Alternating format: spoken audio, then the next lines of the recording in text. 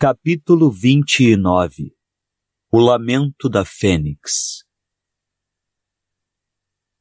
Vem cá, Harry. Não. Você não pode ficar aí, Harry. Agora vem. Não. Ele não queria sair do lado de Dumbledore. Não queria ir a lugar nenhum. A mão de Hagrid em seu ombro tremia. Então outra voz disse: Harry, vamos. Uma mão menor e mais quente envolvera a dele e puxava-o para cima. Ele cedeu à pressão sem realmente pensar. Somente quando estava atravessando às cegas o aglomerado de pessoas, percebeu por um leve perfume floral no ar que era Gina quem o levava de volta ao castelo. Vozes incompreensíveis o bombardearam. Soluços, gritos e lamentos perfuraram a noite. Mas Harry e Gina seguiram andando. Subiram os degraus de pedra para o saguão. Rostos flutuavam na periferia da visão de Harry. Pessoas o espiavam, sussurrando, se questionando. E os rubis da Grifinória cintilavam no chão como gotas de sangue quando se dirigiram à escadaria de mármore. Vamos à ala hospitalar. Não estou ferido, respondeu Harry. São ordens da McGonagall, argumentou Gina. Todos estão lá. Rony, Hermione, Lupin, todo mundo. O medo tornou a se agitar no peito de Harry. Esquecera-se dos vultos inertes que deixara para trás. Gina, quem mais morreu? Não se preocupe, não foi nenhum dos nossos. Mas a marca negra. Malfoy disse que passou por cima de um corpo. Passou por cima de Guy. Mas tudo bem, ele está vivo. Havia, no entanto, alguma coisa na voz dela que Harry identificou como um mau agouro. Você tem certeza? Claro que tenho. Ele está meio avariado, é só. Greyback o atacou. Madame Pomfrey diz que ele não será mais o mesmo. A voz de Gina tremeu um pouquinho. Não sabemos realmente quais serão as sequelas. Quero dizer, Greyback é um lobisomem, mas na hora estava sob forma humana. Mas os outros? Vi outros corpos do chão. Neville está na ala hospitalar, mas Madame Pomfrey acha que vai se recuperar totalmente. E o professor Flitwick foi nocauteado, mas está bem, só um pouco abalado. Ele insistiu em sair para cuidar do pessoal da Corvinal. E há um comensal da morte morto. Foi atingido por uma maldição da morte que o louro grandalhão estava lançando para todo lado. Harry, se não tivéssemos a sua Félix Felicis, acho que teríamos sido mortos. Mas tudo parecia se desviar de nós. Tinham chegado à ala hospitalar. Quando empurraram as portas, Harry viu Neville deitado, aparentemente adormecido, em uma cama próxima. Rony, Hermione, Luna, Tonks e Lupin estavam agrupados em torno de outra cama, no extremo oposto da enfermaria. Ao ouvirem as portas se abrindo, todos se viraram. Hermione correu para Harry e abraçou-o. Lupin se adiantou também, ansioso. Você está bem, Harry? Estou ótimo. E o Guy? Ninguém respondeu.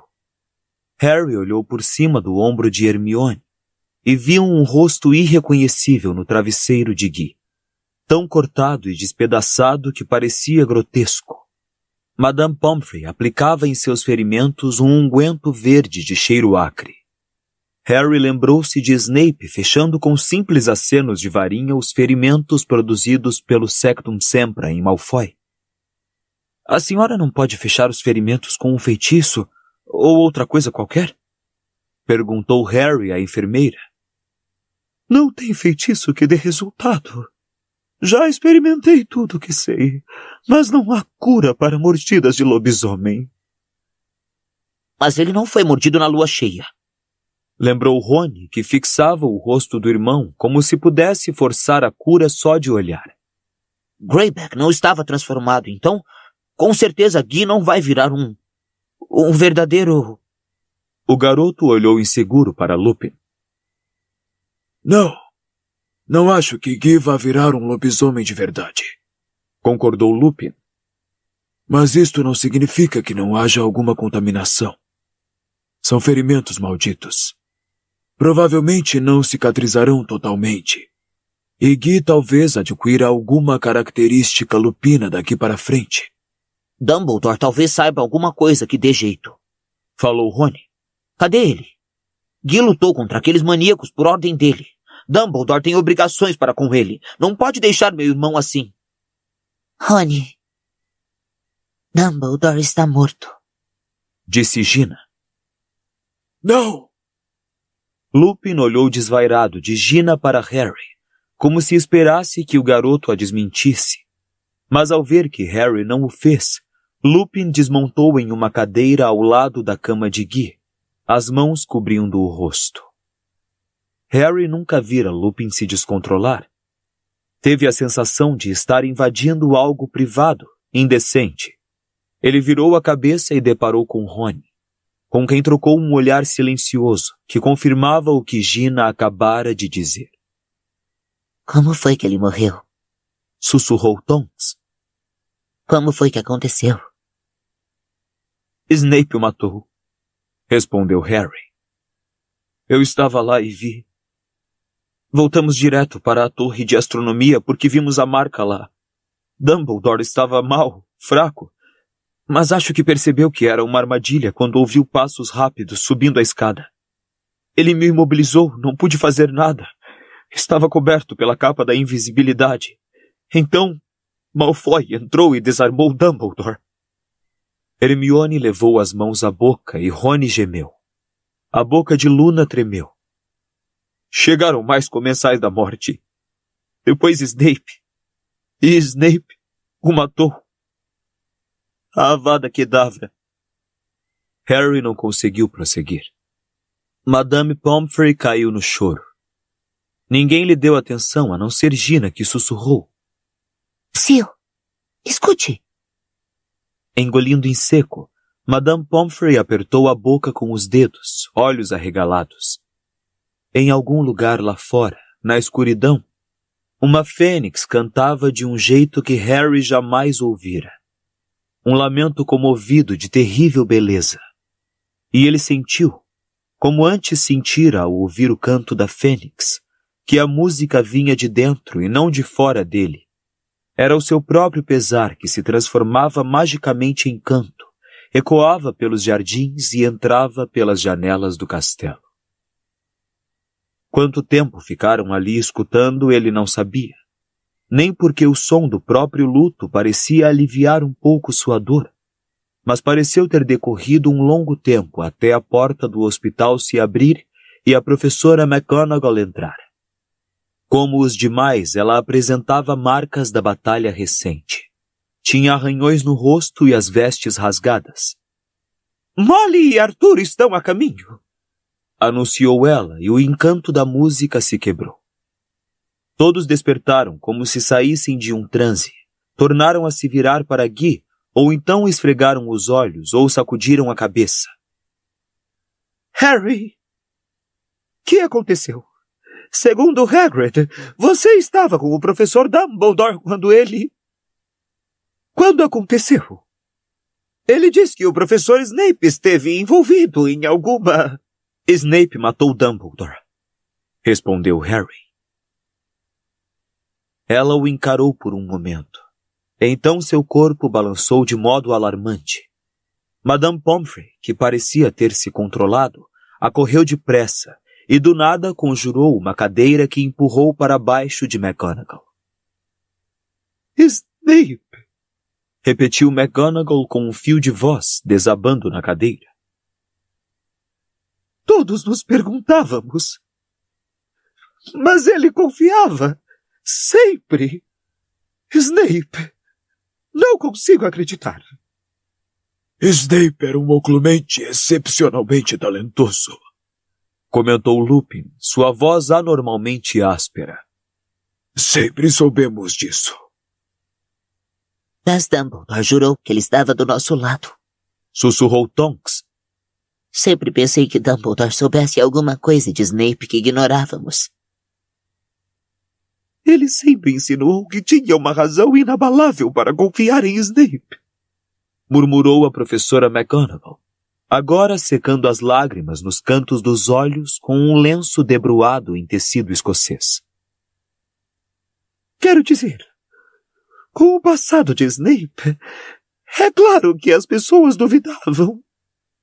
Mas Dumbledore me confirmou, de modo explícito, que o arrependimento de Snape era absolutamente sincero. Não queria ouvir uma palavra contra ele. Eu adoraria saber o que Snape disse para convencê-lo, comentou Tonks. Eu sei, disse Harry, e todos se viraram encarando-o. Snape passou a Voldemort a informação que fez Voldemort caçar meus pais. Então Snape disse a Dumbledore que não tinha consciência do que estava fazendo, que lamentava realmente o que tinha feito, lamentava que eles tivessem morrido. E Dumbledore acreditou nisso? Perguntou Lupin incrédulo. Acreditou que Snape lamentava a morte de Tiago. Snape odiava Tiago. E achava que minha mãe também não valia nada, porque tinha nascido trouxa. Sangue ruim foi como a chamou. Ninguém perguntou como Harry sabia disso. Todos pareciam estar absortos no horror da revelação, tentando digerir a verdade monstruosa do que acontecera. É tudo minha culpa, disse subitamente a professora McGonagall. Ela parecia desorientada, torcia o lenço molhado nas mãos. Minha culpa. Mandei filho chamar Snape esta noite. Mandei buscá-lo para vir nos ajudar. Se eu não tivesse alertado Snape para o que estava acontecendo, talvez ele nunca tivesse se reunido aos comensais da morte. Acho que ele não sabia que estavam na escola até filho lhe contar. Acho que Snape não sabia que eles vinham. Não é sua culpa, Minerva, disse Lupin com firmeza. Todos queríamos mais ajuda. Ficamos contentes quando soubemos que Snape estava a caminho. Então, quando chegou ao lugar do confronto, ele se passou para o lado dos comensais da morte? Perguntou Harry, que queria saber cada detalhe da duplicidade e infâmia de Snape, reunindo febrilmente mais razões para odiá-lo, para lhe jurar vingança. Não sei exatamente como aconteceu, disse a professora McGonagall, perturbada. É tudo tão confuso. Dumbledore tinha nos dito que ia se ausentar da escola por algumas horas e que devíamos patrulhar os corredores só por precaução. Remo, Gui e Ninfadora viriam se reunir a nós. Então patrulhamos. Tudo parecia tranquilo. Todas as passagens secretas para fora da escola estavam vigiadas. Sabíamos que ninguém poderia entrar pelo ar. Havia poderosos encantamentos sobre cada entrada do castelo. Continuo sem saber como é possível que os comensais da morte tenham entrado. Eu sei, interpôs Harry, e explicou brevemente a existência do par de armários sumidouros e a passagem mágica que formavam. Eles entraram pela sala precisa. Quase involuntariamente, ele olhou para Rony e Hermione, que pareciam arrasados. Meti os pés pelas mãos, Harry, disse Rony sombriamente. Fizemos o que você pediu. Consultamos o mapa do maroto e não vimos o Malfoy, e pensamos que devia estar na sala precisa. Então eu, Gina e Neville fomos montar guarda, mas Malfoy conseguiu passar por nós. Ele saiu da sala mais ou menos 1 hora depois que começamos a vigiar, acrescentou Gina. Estava sozinho, segurando aquele horrível braço seco. A mão da Glória, explicou Rony. Só o portador enxerga, lembram? De qualquer forma, continuou Gina, ele devia estar conferindo se a barra estava limpa para deixar os comensais saírem, porque no momento em que nos viu, ele lançou alguma coisa no ar e ficou tudo escuro como breu. Pó escurecedor instantâneo do Peru, esclareceu Rony com amargura. Do Fred e do Jorge. Vou ter uma conversinha com eles a respeito das pessoas que eles deixam comprar os produtos da loja. Tentamos tudo. Lumos, incêndio. Explicou Gina. Nada penetrou a escuridão. Só nos restou sair tateando pelo corredor enquanto ouvíamos gente passar correndo por nós. É óbvio que Malfoy estava enxergando por causa da mão da Glória e orientou os comensais, mas não nos atrevemos a lançar feitiços nem nada com medo de atingirmos a nós mesmos. E até chegarmos a um corredor iluminado, eles já tinham ido embora. Sorte é de vocês, disse Lupin rouco. Rony, Gina e Neville toparam conosco quase em seguida e nos contaram o que tinha acontecido. Encontramos os comensais da morte minutos depois, a caminho da torre de astronomia. É óbvio que Malfoy não esperava que houvesse mais gente vigiando. Pelo jeito tinha esgotado o suprimento de pó escurecedor. Lutamos, eles se dispersaram e nós os perseguimos. Um deles, Gibbon, escapou e subiu a escada da torre. Para lançar a marca? Perguntou Harry. Deve ter feito isso sim. Eles devem ter combinado antes de deixarem a sala precisa, disse Lupin. Mas acho que Gibbon não gostou da ideia de esperar lá em cima por Dumbledore sozinho, porque voltou correndo para se juntar aos que estavam lutando e foi atingido por uma maldição da morte, que por pouco não me atingiu também. Então, enquanto Rony estava vigiando a sala precisa com Gina e Neville, perguntou-se Harry, virando-se para Hermione. Você estava... na porta do escritório de Snape, sussurrou Hermione, com os olhos cintilantes de lágrimas. Com Luna. Ficamos lá um tempão e nada. Não sabíamos o que estava acontecendo lá em cima. Rony tinha levado o mapa do maroto. Já era quase meia-noite quando o professor Flitwick desceu correndo para as masmorras. Gritava que havia comensais da morte no castelo. Acho que nem registrou que Luna e eu estávamos ali. Adentrou o escritório de Snape e nós o ouvimos dizer ao professor que precisava acompanhá-lo para ir ajudar. Então ouvimos um baque forte. E Snape saiu disparado da sala e nos viu E aí? Instou Harry. Foi tão idiota, Harry! Lamentou Hermione num sussurro agudo. Ele disse que o professor Flitwick tinha desmaiado e que devíamos cuidar dele enquanto ele ia ajudar a combater os comensais da morte. A garota cobriu o rosto envergonhada e continuou a falar por trás dos dedos, o que abafou sua voz.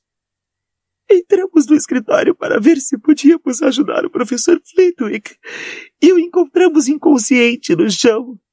É tão óbvio agora. Snape deve ter estupefeito Flitwick, mas não percebemos, Harry. Não percebemos. Deixamos o Snape escapar. Não é sua culpa, disse Lupin com firmeza. Hermione, se você não tivesse obedecido e saído do caminho, Snape provavelmente teria matado você e Luna. Então ele subiu. Continuou Harry, que visualizava Snape correndo pela escadaria de mármore acima. Suas vestes negras esvoaçando as costas como sempre, puxando a varinha debaixo da capa enquanto subia. E encontrou o lugar onde todos lutavam. Estávamos num apuro. Estávamos perdendo, disse Tonks em voz baixa.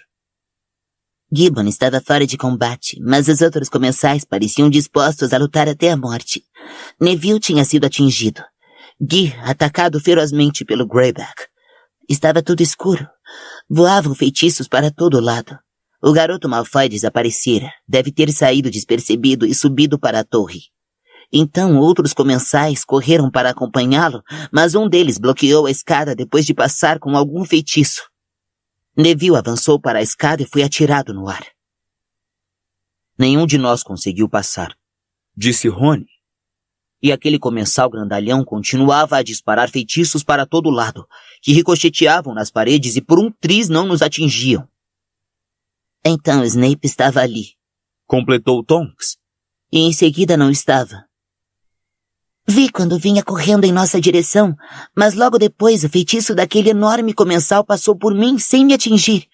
Me abaixei e perdi a noção do que estava acontecendo. Contou Gina. Vi Snape atravessar correndo a barreira mágica como se ela não existisse, disse Lupin. Tentei segui-lo, mas fui jogado para trás exatamente como Neville. Ele devia conhecer um feitiço que desconhecíamos, sussurrou McGonagall. Afinal de contas, ele era o professor de defesa contra as artes das trevas. Presumi que estivesse correndo no encalço dos comensais da morte que tinham fugido para o alto da torre. E estava, falou Harry com selvageria. Mas para ajudar, não para deter os comensais. E aposto como era preciso ter uma marca negra para atravessar aquela barreira. Então, o que aconteceu quando ele voltou? Bem, o comensal grandalhão tinha acabado de disparar um feitiço que fez metade do teto ceder. E também desfez o feitiço que bloqueava a escada. Relembrou Lupin. Todos avançamos, pelo menos os que ainda estavam de pé. Então Snape e o garoto saíram do meio da poeira. Obviamente, nenhum de nós os atacou. Simplesmente os deixamos passar, disse Tonks quase inaudivelmente.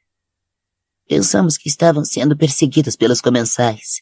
E no momento seguinte, os outros comensais e Greyback estavam voltando e recomeçando a lutar. Pensei ter ouvido Snape dizer alguma coisa, mas não entendi. Ele gritou, acabou, disse Harry. Tinha feito o que pretendia. Todos se calaram. O lamento de Fawkes ainda ecoava pela propriedade às escuras. E enquanto a música ressoava no ar, pensamentos involuntários, indesejáveis, invadiram sorrateiros a mente de Harry. Será que já tinham retirado o corpo de Dumbledore do pé da torre? Que será que aconteceria ao corpo em seguida? Onde será que repousaria? Ele apertou as mãos nos bolsos com força. Sentiu a pequenez fria da falsa Horcrux contra as juntas de sua mão direita. As portas da ala hospitalar se abriram de repente, sobressaltando a todos. O senhor e a senhora Weasley vinham entrando pela enfermaria. Flor logo atrás, seu belo rosto aterrorizado. Molly! Arthur! Disse a professora McGonagall levantando-se depressa para cumprimentá-los. Lamento muito. Gui! Sussurrou a senhora Weasley, passando direto pela professora ao avistar o rosto desfigurado do filho. Ah, Gui! Lupin e Tonks tinham se levantado ligeiros e se afastaram para o casal poder se aproximar da cama. A senhora Weasley curvou-se para o filho e levou os lábios à testa dele. Você disse que Greyback o atacou? Perguntou o Sr. Weasley aflito à professora McGonagall. Mas não estava transformado. Então, que significa isso? Que acontecerá ao Gui? Ainda não sabemos, respondeu a professora, olhando desamparada para Lupin. É provável que haja certa contaminação, Arthur, explicou Lupin. É um caso raro, provavelmente único. Não sabemos qual será o comportamento dele quando acordar. A senhora Weasley tirou o unguento de cheiro acre das mãos de Madame Pomfrey e começou a aplicá-lo nos ferimentos de Guy. E Dumbledore? Disse o Sr. Weasley. Minerva, é verdade. Ele realmente... Quando a professora McGonagall confirmou, Harry sentiu um movimento de Gina ao seu lado e se virou. Os olhos da garota, ligeiramente apertados, estavam fixos em Flor, que olhava Guy com uma expressão atemorizada no rosto. Dumbledore se foi, sussurrou o Sr. Weasley, mas sua mulher só tinha olhos para o filho mais velho. Ela começou a soluçar, as lágrimas caindo no rosto mutilado de Guy. É claro que a aparência não conta, não é? Realmente importante. Mas ele era um garotinho tão bonito. E ia se casar. E o que a senhora quer dizer com isso? Perguntou Flor repentinamente em alto e bom som. O que quer dizer com ele ia se casar? A senhora Weasley ergueu o rosto manchado de lágrimas, parecendo espantada. Bem, só que... A senhora acha que Guy vai desistir de casar comigo? Quis saber Flor. A senhora acha que por causa desses mordidas, ele não vai me amar? Não foi o que eu... Por que ele vai? Afirmou Flor, impertigando-se e jogando seus longos cabelos prateados para trás. Será preciso mais que um lobisomem para fazer Guy deixar de me amar? Bem, claro, tenho certeza, respondeu a senhora Weasley. Mas pensei que talvez, visto que ele... A senhora pensou que eu não ia querer casar com ele? Ou era essa sua esperança? Desafiou Flor, com as narinas tremendo. Que me importa a aparência dele? Acho que sou bastante bonita por nós dois. Todas essas marcas mostram que meu marido é corajoso. E eu é que vou fazer isso. Acrescentou com ferocidade, empurrando a senhora Weasley para o lado e arrebatando o unguento das mãos dela. A senhora Weasley recuou para junto do marido e ficou observando Flor tratar dos ferimentos de Guy, com uma expressão muito curiosa no rosto. Ninguém disse nada. Harry nem sequer ousou se mexer. Como os demais, ficou aguardando a explosão. Nossa tia-avó Muriel, disse a senhora Weasley após um longo silêncio. Tem uma linda tiara, feita pelos doentes. Estou segura que posso convencê-la a lhe emprestar para o casamento. Ela gosta muito do Guy, entende? E a tiara ficaria muito bonita em seus cabelos.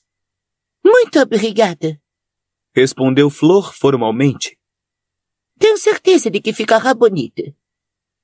E então, Harry não viu direito como aconteceu. As duas mulheres estavam chorando e se abraçando. Completamente desnorteado, pensando que o mundo enlouquecera, o garoto se virou. Rony manifestava tanto aturdimento quanto o que Harry sentia, e Gina e Hermione trocavam olhares chocados. Está vendo? Exclamou uma voz cansada. Tonks olhava aborrecida para Lupin. Ela ainda quer casar com Guy mesmo que ele tenha sido mordido. Ela não se incomoda.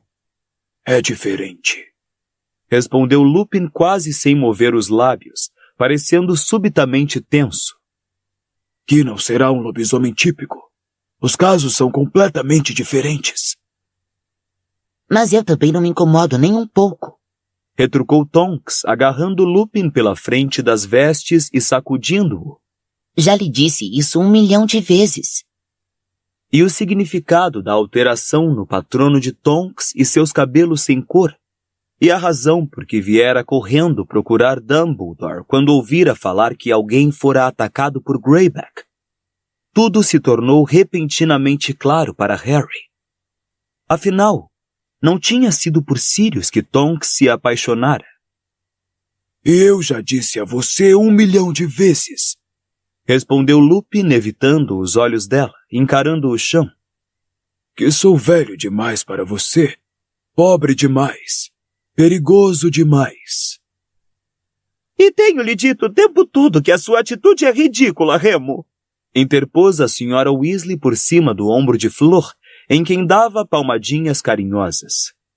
Não estou sendo ridículo, respondeu Lupin com firmeza. Tonks merece alguém jovem e saudável. Mas ela quer você, interpôs o Sr. Weasley com um sorrisinho. Afinal de contas, Remo, os homens jovens e saudáveis não permanecem sempre assim. Ele fez um gesto triste para o filho, deitado entre eles. Este não é o momento para discutir o assunto, replicou Lupin, evitando os olhares de todos e olhando aflito para os lados. Dumbledore está morto.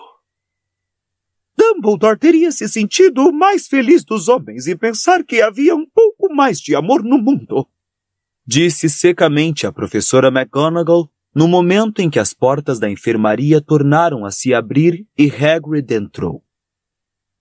A pequena parte de seu rosto que não estava sombreada por cabelos ou barba estava molhada e inchada. O pranto o sacudia. Na mão trazia um enorme lenço manchado. Fiz o que mandou, professora, disse com a voz sufocada. Removi ele. A professora Sprout fez a garotada voltar para a cama. O professor Flitwick está descansando, mas diz que logo estará bem. E o professor Slughorn diz que o ministério foi informado. Obrigada, Hagrid. A professora McGonagall se levantou imediatamente e voltou sua atenção para o grupo em torno da cama de Guy. Terei de ver o pessoal do ministério quando chegar. Hagrid, por favor, avise aos diretores das casas. Slughorn pode representar a Sonserina, de que quero vê-lo sem demora no meu escritório. Gostaria que você se reunisse a nós também. Ao ver Hagrid assentir, dar as costas e sair da enfermaria arrastando os pés, ela olhou para Harry. Antes de me reunir com o ministério, eu gostaria de dar uma palavrinha rápida com você, Harry. Se quiser me acompanhar. Harry se ergueu, murmurou "Vejo vocês daqui a pouco" para Rony, Hermione e Gina e saiu da enfermaria com a professora McGonagall.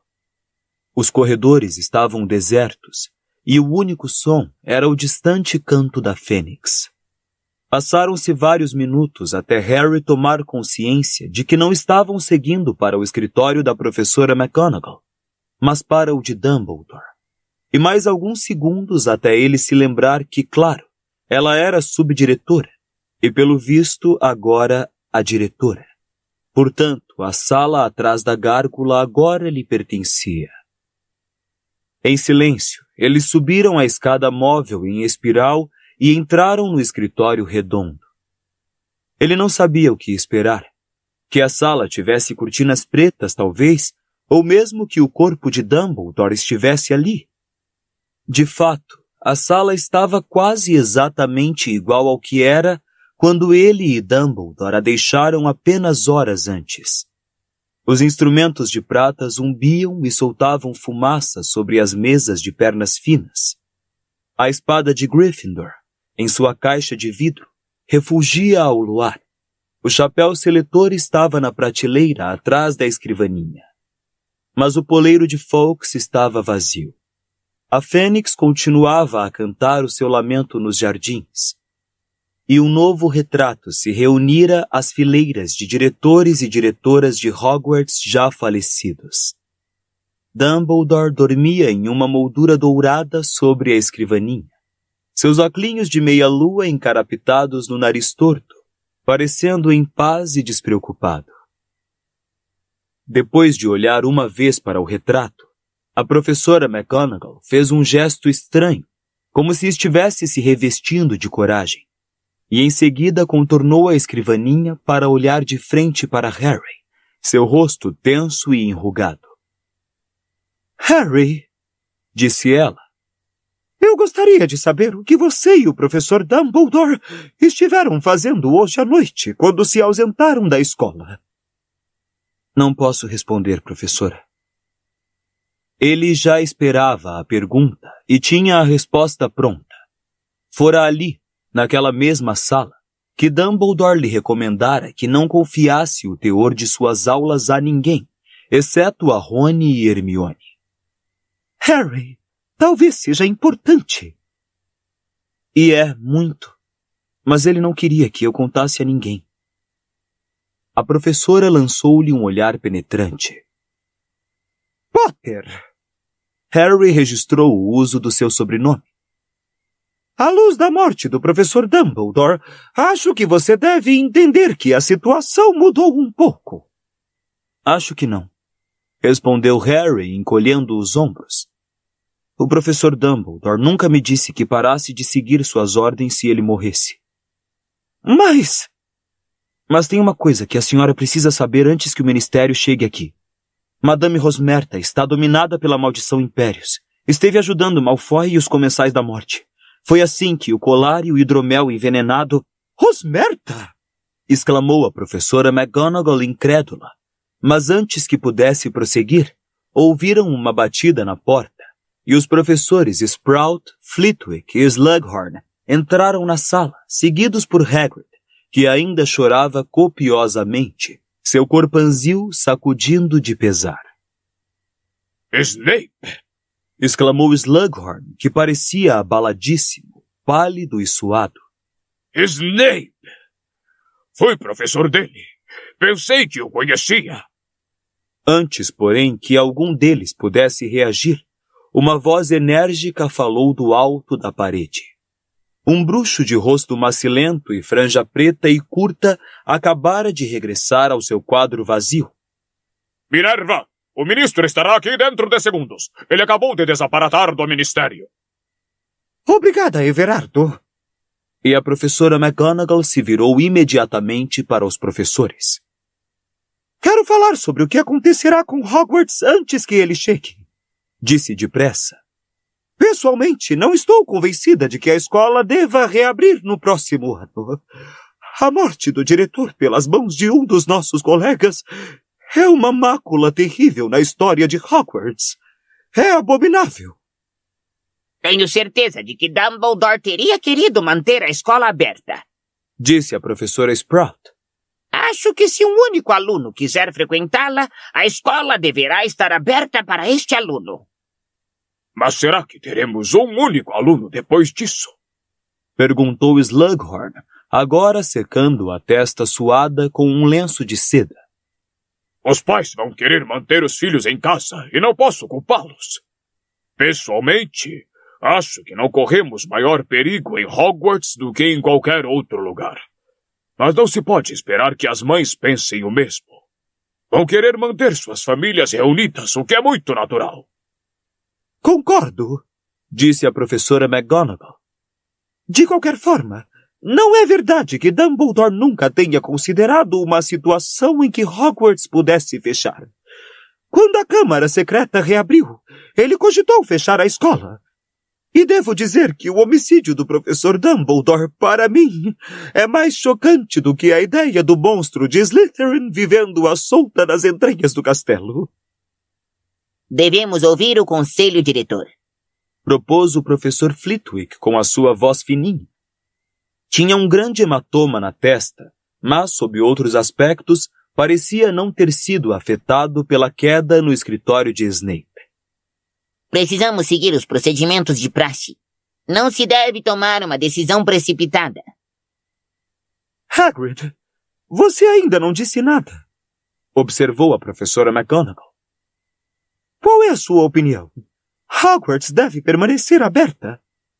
Hagrid, que durante a conversa estivera chorando silenciosamente no grande lenço manchado, agora ergueu os olhos inchados e vermelhos e respondeu rouco. Não sei, professora. Os diretores das casas e a diretora da escola é que devem decidir. O professor Dumbledore sempre prezou as suas opiniões, tornou a professora McGonagall gentilmente. E eu também. Bem, eu vou continuar aqui. Grandes lágrimas ainda vazavam pelos cantos de seus olhos e escorriam para a barba emaranhada. É a minha casa. Tem sido minha casa desde os 13 anos. E se tiver garotos querendo aprender comigo, eu vou ensinar. Mas não sei. Hogwarts sem Dumbledore. Ele engoliu em seco e desapareceu mais uma vez por trás do lenço. E todos silenciaram. Muito bem, disse a professora McGonagall espiando os jardins pela janela para ver se o ministro já vinha chegando. Então concordo com o filho que o certo será ouvir o conselho diretor, que tomará a decisão final. Agora, quanto a mandar os estudantes para casa, há razões em favor de antecipar em vez de adiar a partida. Poderíamos programar o expresso de Hogwarts para amanhã, se for necessário. E os funerais de Dumbledore? Perguntou Harry, finalmente falando. Bem, disse a professora McGonagall, perdendo um pouco de sua vivacidade ao sentir a voz tremer. Eu sei que era desejo de Dumbledore ser enterrado aqui, em Hogwarts. Então é o que acontecerá, não? Perguntou Harry impetuosamente. Se o Ministério achar apropriado. Nenhum outro diretor jamais foi. Nenhum outro diretor jamais contribuiu tanto para esta escola, resmungou Hagrid. Hogwarts deveria ser a morada final de Dumbledore, disse o professor Flitwick. Sem a menor dúvida, concordou a professora Sprout. E, neste caso, argumentou Harry, a senhora não deveria mandar os estudantes para casa até terminarem os funerais. Eles vão querer se... A última palavra ficou presa em sua garganta, mas a professora Sprout completou a frase para ele. Despedir. Bem observado. Esganiçou-se o professor Flitwick. Realmente bem observado. Nossos estudantes deveriam prestar homenagens. Seria acertado. Podemos providenciar o transporte para casa depois. Apoiado. Bradou a professora Sprout. Presumo. Sim, disse Slughorn agitado, enquanto Hagrid concordava, deixando escapar um soluço estrangulado. Ele está chegando, anunciou a professora McGonagall de repente, olhando para os jardins. O ministro, e pelo visto trouxe uma delegação. Posso ir, professora? Perguntou Harry na mesma hora. O garoto não tinha o mínimo desejo de ver Scrimgeour ou ser interrogado por ele essa noite. Pode, e vá depressa. Ela andou até a porta e abriu-a para Harry. Ele desceu ligeiro a escada espiral e continuou pelo corredor deserto. Deixara a capa da invisibilidade na torre de astronomia, mas não fazia diferença. Não havia ninguém nos corredores para vê-lo passar, nem mesmo Filch, Madame Nora ou Pirraça. Não encontrou viva alma até virar para o corredor que levava à sala comunal da Grifinória. É verdade, sussurrou a mulher gorda quando ele se aproximou. É realmente verdade. Dumbledore. Morto. É. Ela soltou um lamento e, sem esperar pela senha, girou para admiti-lo. Tal como Harry suspeitara, a sala comunal estava lotada e silenciou quando ele passou pelo buraco do retrato. Ele notou Dino e Simas sentados em um grupo próximo. Isto significava que o dormitório devia estar vazio ou quase. Sem falar com ninguém, nem olhar diretamente para colega algum, Harry passou direto pela sala e pela porta que levava aos dormitórios dos garotos. Conforme desejara, Rony o aguardava sentado na cama e ainda vestido. Harry se acomodou na própria cama e, por um momento, eles apenas se encararam. Estão falando em fechar a escola, disse Harry.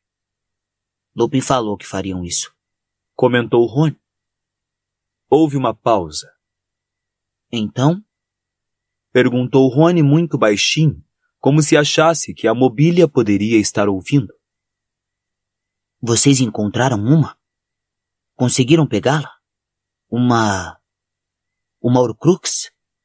Harry sacudiu negativamente a cabeça. Tudo que se passara naquele lago escuro parecia agora um pesadelo muito antigo. Teria mesmo acontecido, e apenas há algumas horas. Não conseguiram pegá-la? Rony pareceu desconcertado. Não estava lá? Não, respondeu Harry. Alguém já tinha levado e deixado uma imitação no lugar. Já tinha levado? Em silêncio, Harry tirou o medalhão falso do bolso, abriu-o e entregou-o a Rony. A história completa poderia esperar. Não tinha importância essa noite. Nada tinha importância, exceto o fim. O fim de sua aventura sem sentido. O fim da vida de Dumbledore. R.A.B. sussurrou Rony. Mas quem é? Não sei, respondeu Harry, deitando-se na cama inteiramente vestido e olhando para o teto estupidamente. Não sentia a menor curiosidade pelo tal R.A.B. Duvidava que voltasse a sentir curiosidade na vida. Deitado ali, ele percebeu subitamente que os jardins estavam silenciosos. Fawkes parara de cantar. E ele soube, sem saber como sabia, que a Fênix partira, deixara Hogwarts para sempre, da mesma forma que Dumbledore deixara a escola, deixara o mundo, deixara Harry.